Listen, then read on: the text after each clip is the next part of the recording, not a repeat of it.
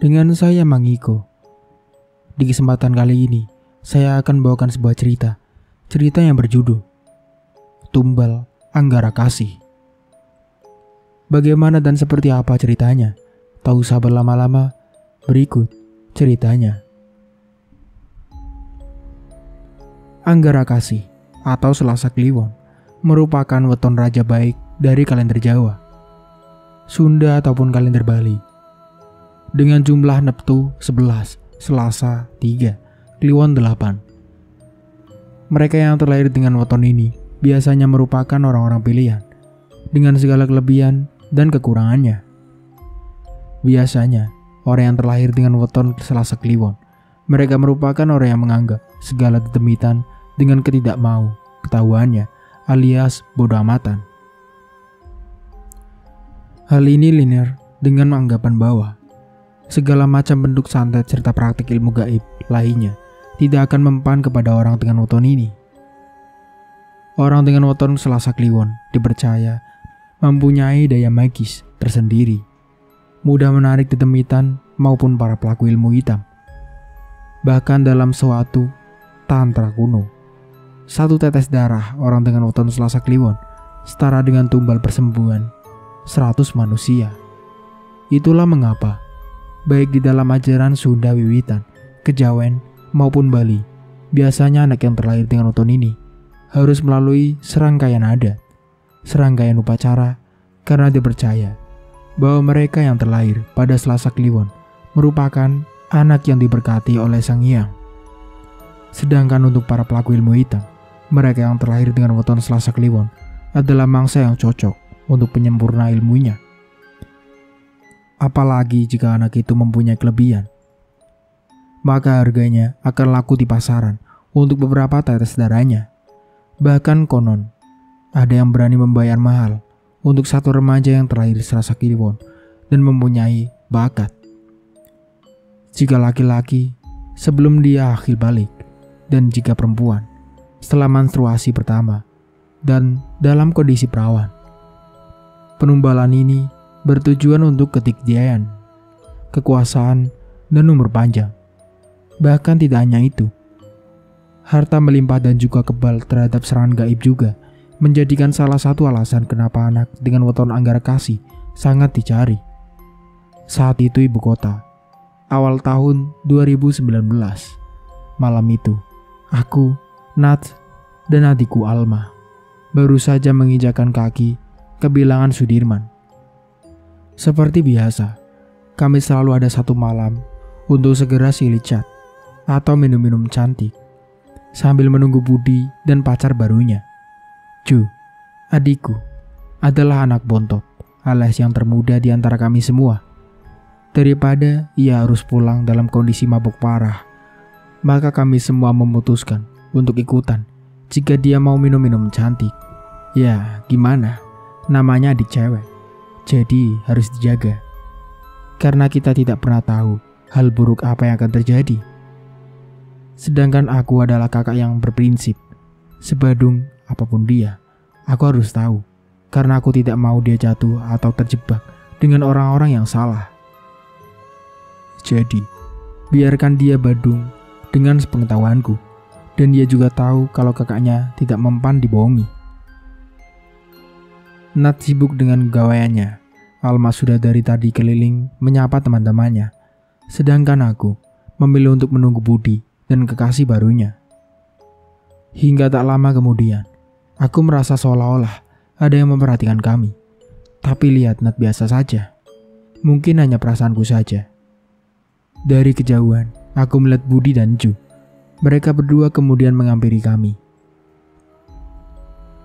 Ya ampun Ju, macet banget, ucapnya sambil mencium pipiku dan Nat bergantian. Iya Bud, namanya juga weekend, ucap Nat. Adik lu mana? Tanya Budi. Biasalah, lu kayak gak tahu, ucapku. Tuh bocah, ngiter mulu kerjaannya. Bawa minuman apaan dia tadi? Tanya Budi. Bombay Shapir, ucapku. Kalian gak mau open botolan lagi? Tanya Budi. Apa aja lah Bud, yang agak strong. Gue pengen tipsi dikit malam ini, ucap Nat. Jika seperti ini, sudah dapat dipastikan, akulah yang akan mengurus mereka semua. Karena di antara mereka, hanya aku yang peminum dan bukan pemabok. Entah mengapa, aku masih merasa ada yang mengawasi. Jika seperti ini, aku tidak bisa mengandalkan Nat. Walaupun insting dia tetap ada, tapi jika sudah minum, dia makin tidak peduli dengan keadaan sekitar. Malam itu entah kenapa, aku merasa tidak tenang. Seolah-olah ada mata jahat yang mengawasi. Lalu Nat memintaku untuk menghubungi Bima, Mas Krusnya yang juga anak dari Arya Satya. Aku menghubungi Bima dengan gawaiku. Dengan sedikit drama, aku meminta Bima menyusul kami di bilangan Sudirman. Dan Bima pun mengiyakan permintaanku. 30 menit kemudian, Bima pun sampai. Dengan tergopoh-gopoh, Bima menghampiri kami. Dia bertanya padaku berapa gelas yang sudah Nat minum.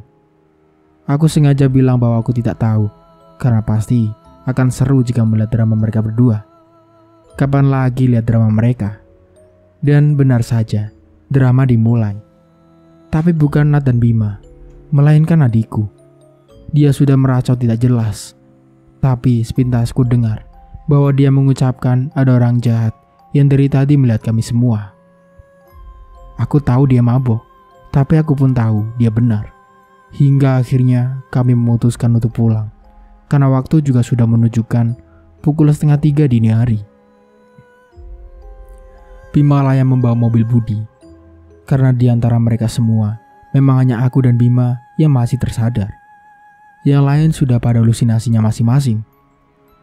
Bayangkan saja, mereka membuka kaca mobil dan menyapa seluruh orang. Bahkan mereka juga menyapa para penyiram tanaman kota.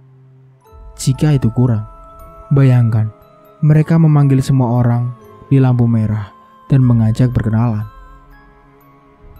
Bahkan yang lebih frontalnya lagi, ketika ada laki-laki, mereka semua terang-terangan meneriakinya dan meminta mereka berkenalan padaku dengan berkata bahwa aku jomblo. Tuhan, ingin ku selepet rasanya mulut mereka, semua pakai kuami biar diam. Akhirnya kami semua sampai juga di apartemen Budi. Aku dan Bima menurunkan mereka satu persatu. Ingin rasanya ku dorong mereka dengan troli. Mengingat pasti akan berisik ketika di lobi apartemen. Soalnya malam itu kurang horor dengan mabuknya mereka. Tiba-tiba terdengar suara cekikikan melengking yang membuat aku bersyukur karena mereka mendadak sadar dan lari tunggang langgang. Tak terbayang jika mereka semua tidak sadar. Aku dan Bima harus bolak-balik menyeret mereka. Jujur, itu untuk pertama kalinya aku mendengar lengkingan sekaligus cekikan Kunti. Entah karena memang seperti itu, atau karena efek basement jadi suaranya menggema. Kami pun lari tunggang langgang. Hanya aku saja yang berjalan, karena susah lari. Engap kalau aku harus berlari. Kemudian, sampailah kami semua di unit Budi. Karena sudah setengah sadar, aku inisiatif membuatkan mereka mie rebus, agar tidak terlalu parah hangovernya. Keesokan harinya, Alma bercerita, jika tadi malam ada orang yang memperhatikan kami, tapi aku hanya menganggap itu angin lalu, karena aku pikir bahwa itu efek dari minuman yang dia minum. Lalu Nat pun membenarkan ucapan Alma, bahkan dia juga tahu ada yang memperhatikannya. Makanya, ia memintaku untuk menghubungi Bima, karena Nat tahu bahwa Bima bisa menjaga kami semua.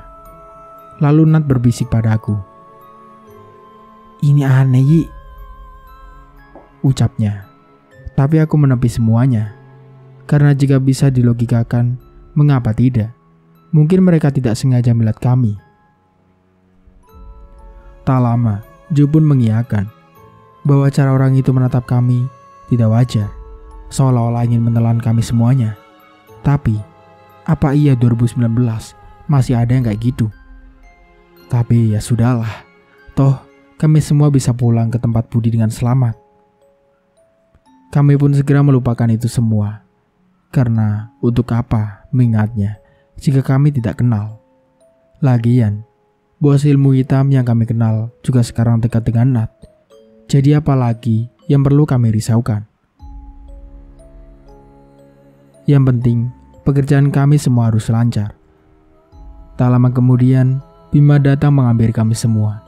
Dia meminta izin untuk pulang terlebih dahulu, dan nanti siang akan kembali untuk menjemput Nat. Karena aku dan adikku hanya beda unit dengan Budi, jadi aku pulang terlebih dahulu untuk mengambil barang-barang. Sesampainya di unitku, gawaiku berbunyi. Ternyata Mas Wisnu menelponku.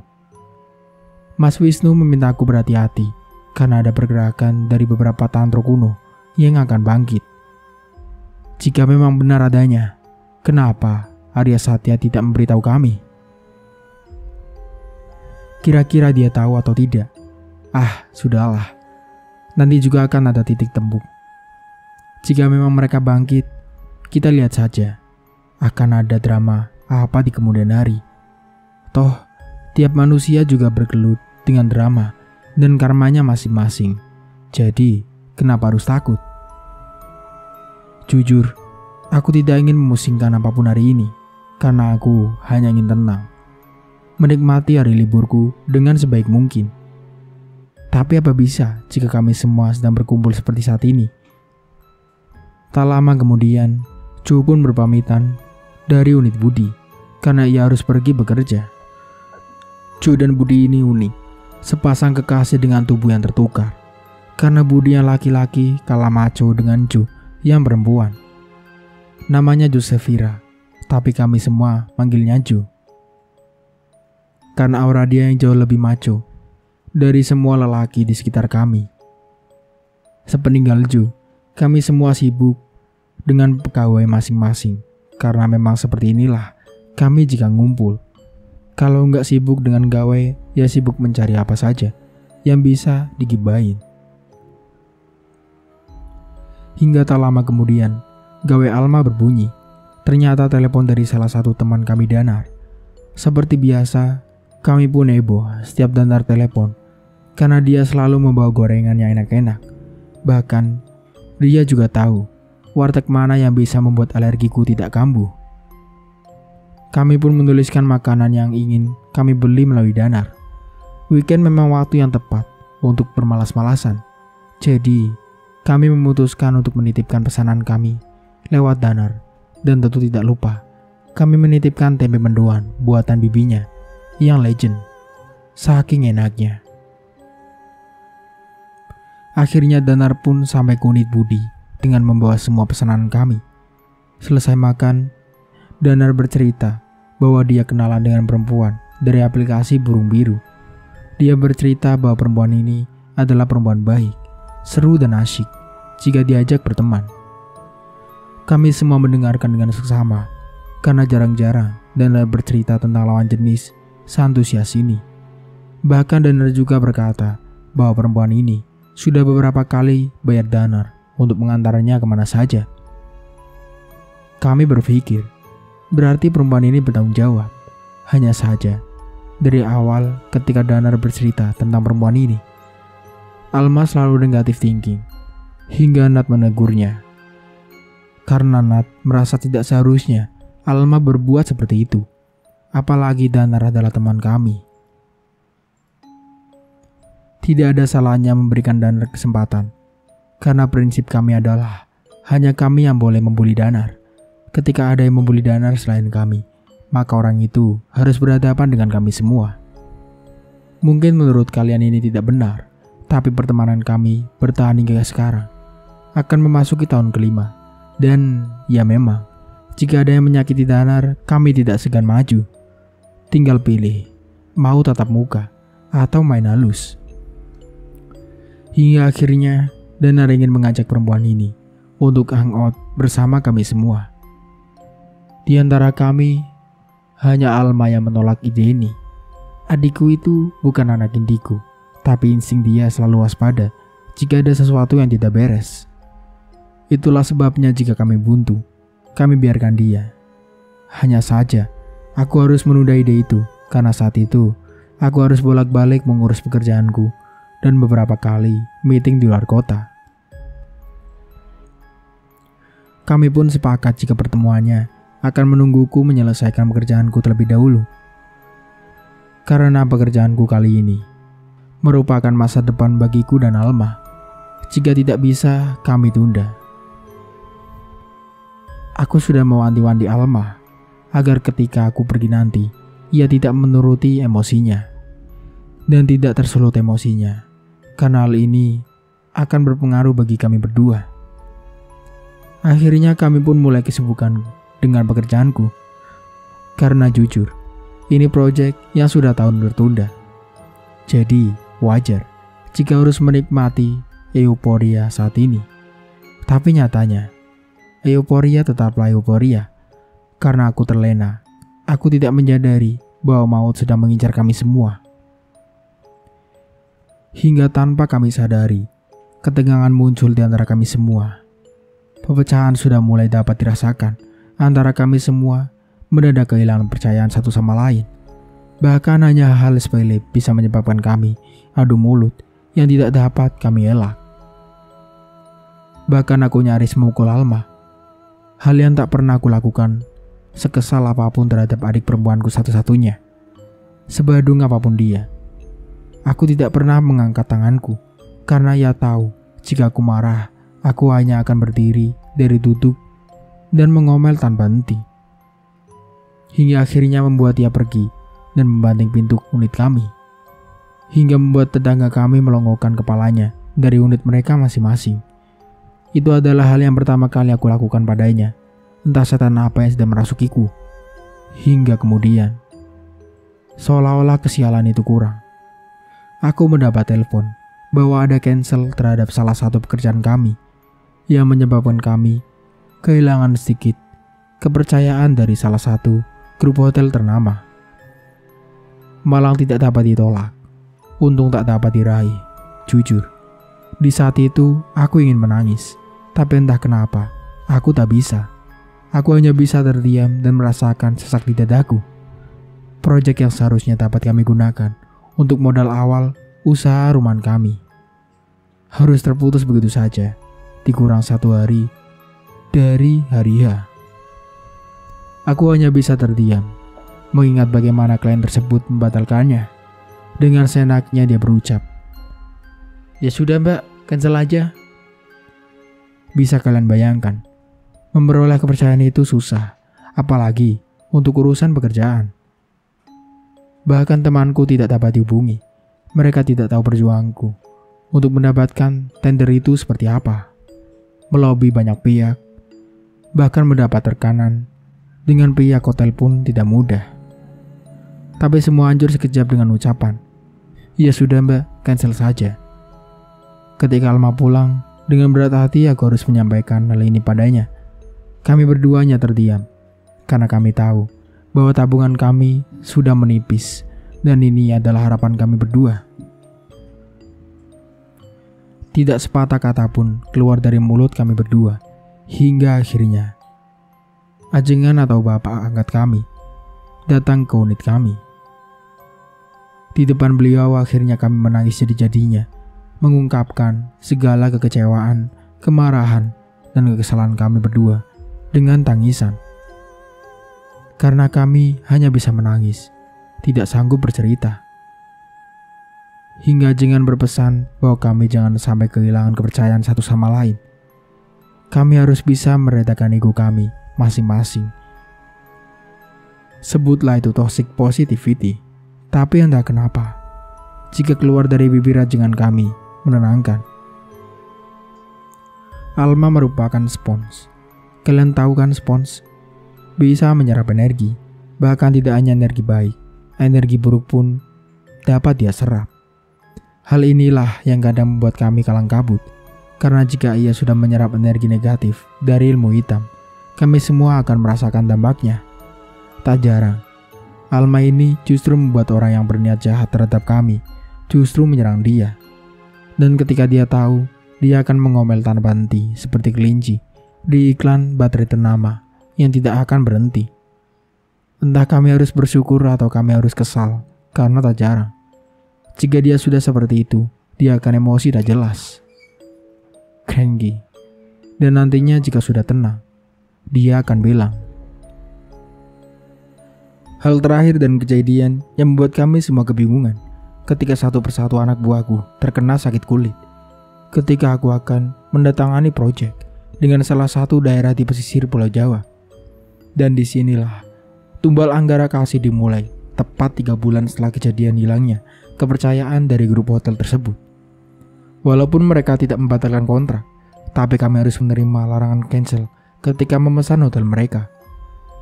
Flashback 1 bulan setelah kejadian cancel tak bertanggung jawab, Alma memberitahuku bahwa ada email dari salah satu kabupaten pesisir Pulau Jawa yang menawarkan kerjasama dan sudah melihat rancangan desain dari perusahaan kami, dan beliau tertarik. "Kak, cek email deh. Ini aku nggak tahu mesti balas apaan," ucap Alma padaku. "Ya udah, ntar gue yang balas," kataku. Walaupun dia adikku, tapi jika menyangkut pekerjaan, aku tetaplah atasannya. Aku ingin mengajarkannya padanya bahwa jika ia ingin barang apapun yang ia mau, maka ia harus berusaha. Ia harus mencari uangnya sendiri jika ia ingin hangout. Aku tidak mau ia meminta dariku, walaupun kuliahnya aku yang tanggung, dan aku juga ingin mengajarkan bahwa keputusan yang diambil, dia juga harus siap dengan resikonya. Karena jika kita sudah mengambil keputusan, maka kita juga harus sudah siap dengan segala konsekuensi yang ikut serta dalam keputusan yang kita ambil. Jadi, berpikir dengan kepala dingin jika kita ingin mengambil suatu keputusan. Dan berpikir juga kira-kira apa konsekuensinya, dan selalu lihat peluang terburuk terlebih dahulu atas keputusan itu. Ambillah keputusan tanpa menyakiti atau menghancurkan orang lain. Akhirnya setelah membalas email, Yanus dan Reza datang ke unit kami untuk membahas langkah selanjutnya. Karena proyek ini melibatkan pemerintah, kami tidak ingin sampai ini menjadi mangkak lagi atau berpeluang terkena OTT. Jujur, membayangkan hal ini membuatku merinding. Di sini aku bisa melihat antusias Alma. Bagaimana tidak? Ini pertama kalinya ia akan mengerjakan proyek besar, dengan keuntungan juga ia akan sanggup membiayai kuliah dia hingga selesai. Jadi wajar rasanya jika ada binar-binar bahagia dari matanya. Tapi sekali lagi, terkadang kebahagiaan terbesar yang akan kita raih itu bisa jadi awal petaka buat diri kita. Jadi jangan terlalu terjebak dengan kebahagiaan yang ada. Meeting pertama, meeting kedua, semua berjalan lancar. Bodohnya aku adalah, aku tidak memperhatikan dengan seksama bahwa di setiap meeting selalu diadakan setiap malam Anggara Kasih. Entah di hari Seninnya atau Selasanya. Itulah kesalahanku. Dan entah kenapa teman-temanku tidak menyadari hal ini. Padahal biasanya jika ada suatu hal yang aneh, pasti ada satu yang aware. Tapi kali ini, kami semua terlena. Kami semua benar-benar terlena dengan kerjaan kami masing-masing. Padahal biasanya, sesibuk apapun kami masih tetap bisa merasakan jika ada suatu hal yang tidak beres. Meeting kali ini entah mengapa diadakan di jam 4 sore sebelum Anggara Kasih yang mana menurut waktu dalam kalender Jawa ini sudah masuk ke dalam Anggara Kasih. Sebenarnya aku tidak akan menyadari hal ini jika Nat dan Bima tidak mendadak mengajakku video call. Nat dan Bima berkata bahwa ini malam Anggara Kasih, dan entah kenapa aku tersadar akan hal ini. Dan benar saja, mobil yang kami gunakan mendadak mogok.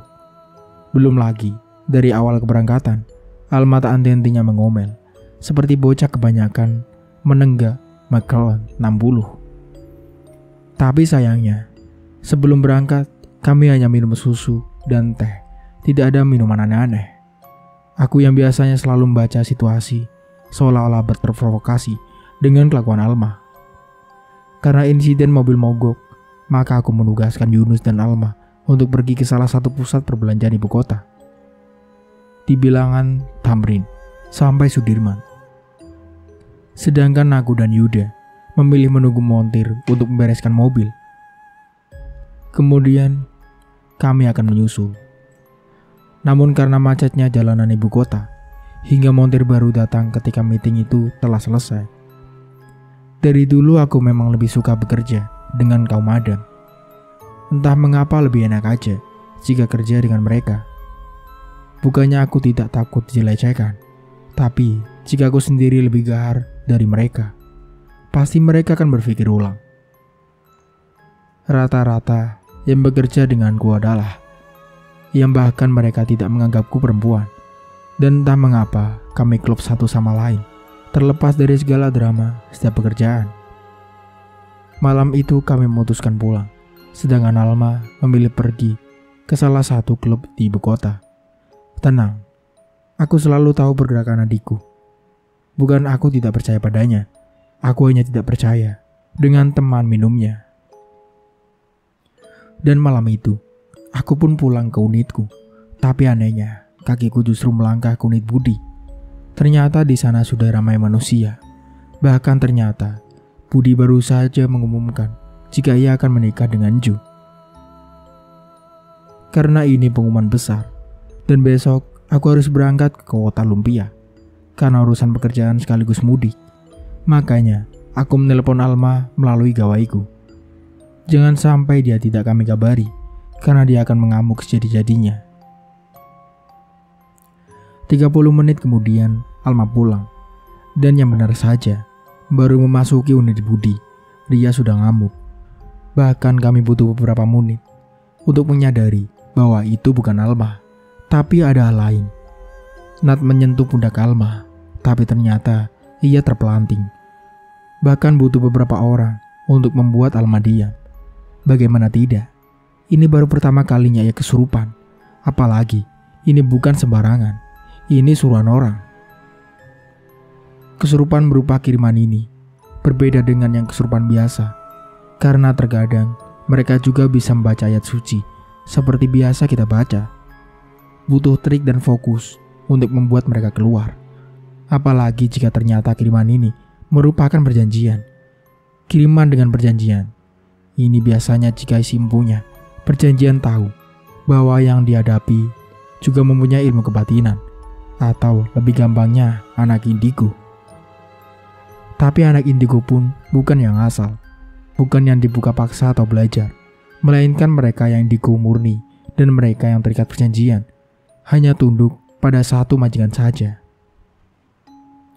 Selain itu, biasanya mereka akan menyerang secara mental dan medis. Bukan berisi paku dan kawan-kawannya, melainkan penyakit. Bisa berupa penyakit kulit atau penyakit mental. Tapi bukan seperti mereka yang terkena pelet. Mereka bertugas untuk mencari tumbalnya sendiri. Dan yang dipilih selain indigo, juga dengan weton-weton raja, atau weton dengan hitungan neptu yang besar. Sialnya, Alma ini adalah dia, penyerap. Jadi walaupun bukan dia sasarannya, tetap dia yang akan terkena. Ya, itulah. Sialnya mereka yang diberkati menjadi seorang penyerap. Apalagi jika belum bisa mengendalikannya secara maksimal. Karena tak jarang tubuh mereka dimanfaatkan baik oleh mereka yang baik ataupun mereka yang jahat. Malam itu merupakan malam yang kacau. Selain Alma yang mengamuk tiada henti, kami juga terpaksa harus mengikatnya dengan tali agar dia tidak menyakiti dirinya sendiri. Nat bersikeras bahwa ini karena dirinya, tapi kami semua terdiam karena satu persatu anak buahku mengalami penyakit kulit. Bahkan salah satu dari mereka terbaring di ruang ICU karena tidak sadar.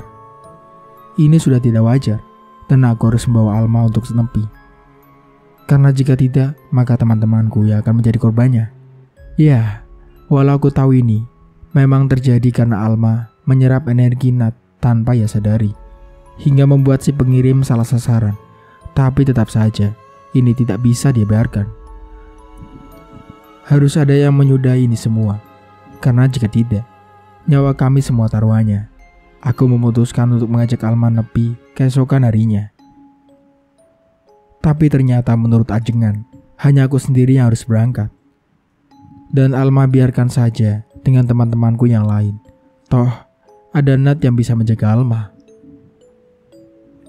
Aku pun memutuskan berangkat malam itu juga. menuju ke salah satu tempat lurku, dan Nat dulu nepi dan mengucap sumpahnya. Aku tahu perjalanan ini tidak akan mudah, karena nyawa adik perempuanku satu-satunya terancam gara-gara kecerobohanku. Ketika di perjalanan, Alma tiba-tiba memberitahuku bahwa Nat tiba-tiba terkena gatal-gatal. Namanya juga manusia, walaupun kita punya kelebihan sekuat apapun, pasti akan terkena imbasnya, atau side effect dari apa yang menyerang. Aku menenangkan Alma dan memintanya tinggal bersama Budi sementara. Aku bersyukur ada tol baru dan tidak macet, jadi aku bisa sampai dalam waktu 6 jam. Rekor terbaru, aku memutuskan untuk menghubungi kuncennya karena aku harus mandi dan bersiap masuk ke sana sebelum jam 9 pagi. Jadi bagaimana ini? Tanya Nat ke Budi. Kita tunggu Wisnu balik dulu, jawab Budi kemudian. Kak Nat, aku mesti gimana? Tanya Alma. Banyak berdoa, gue mau telepon orang dulu. Lu banyak zikir, gue tadi udah pasang pagar sementara, kata Nat. Bang Bud, ini kenapa kayak gini sih? Aku kan gak tahu apa-apa bang, kok bisa aku yang kena? Tanya Alma ke Budi. Gue juga gak tahu Neng. Yang paham kayak gini kan kakak lu, Nat sama Wisnu. Gue mah cuma tim Hore sekaligus tim ses. Urusan perut kalian. Hehehe. Ucap Budi menghibur Alma. Kemudian Alma dan Budi terdiam. Mereka memikirkan langkah apa selanjutnya, dan juga memikirkan banyak hal, karena Nat sibuk dengan pegawainya, menelepon Arasatya dan Ajengan. Aku memang sudah mewanti-wanti mereka untuk tidak menggangguku sementara waktu, karena aku sedang menepi di salah satu tempat lur yang mana bekas pertapaannya akan mengikuti ukuran yang mendudukinya. Jika dia pas, maka dipastikan bukan garis keturunan beliau, hanya mengaku aku atau hanya kebanggaan dan kesombongan semu. Di tempat itu, banyak hal yang aku alami, sampai pada akhirnya entah pukul berapa, aku melihat jawaban yang aku cari, bahwa yang kami hadapi kali ini tidak main-main. Kami harus berhadapan dengan salah satu ilmu kuno tentang tumbal. Tumbal Anggara Kasih namanya. Tumbal ini bukanlah tumbal main-main, karena selain menyangkut nyawa, suruhannya pun tidak main-main. Bukan hanya sekelas pocong, kunti, genderuwo atau buto hijau, dan sebangsanya. Melakukannya pun tidak sembarangan, karena pelaku tumbal ini biasanya harus memakan mayat yang meninggal pada hari Anggara Kasih atau Selasa Kliwon. Jika kalian pernah mendengar kenapa makam orang-orang yang meninggal di Selasa Kliwon harus dijaga, mungkin ini salah satu alasannya. Memakan di sini tentunya bukan memakan dalam arti sesungguhnya, melainkan mengambil hawa murni dari mayat tersebut dengan cara bertatap langsung dengan mayatnya, disertai dengan membaca mantra-mantra tertentu, di mana mantra yang dibaca dengan pelafalan Jawa kuno. Namun banyak yang menyelewengkannya menjadi mengawini mayat atau bersetubuh. Jadi untuk mendapatkan apa yang dia inginkan, harus mau bersetubuh dengan mayat yang meninggal pada malam Anggara Kasih. Karena sudah mendapatkan jawaban yang aku butuhkan, aku memilih untuk secepatnya kembali ke ibu kota, mengikat nyawa adikku yang sudah dalam bahaya. Dikarenakan sudah 2 minggu yang menggendong suruhan dari si embunya tumbal Anggara Kasih. Sementara itu di Jakarta, Nat, Budi, Bimo, dan Arya Satya sedang berdiskusi untuk mencari solusi apa yang menimpa Alma. Karena ini tidak bisa sembarangan dan harus ada perhitungan tertentu. Mendadak mereka mengalami hal-hal yang tidak masuk akal. Ketika mereka sedang asik berdiskusi, ternyata kondisi anak buahku dan Alma semakin memburuk. Bahkan malam itu, Alma terkena tantrum hingga muntah darah. Malam itu benar-benar mencekam. Aku sudah tidak bisa berpikir lagi tentang kecepatan mobil yang aku kemudikan saat ini. Karena di dalam pikiranku hanya berisi tentang keselamatan banyak orang. Bahkan apapun tidak lagi mengingat bahwa hari itu adalah hari Selasa Kliwon.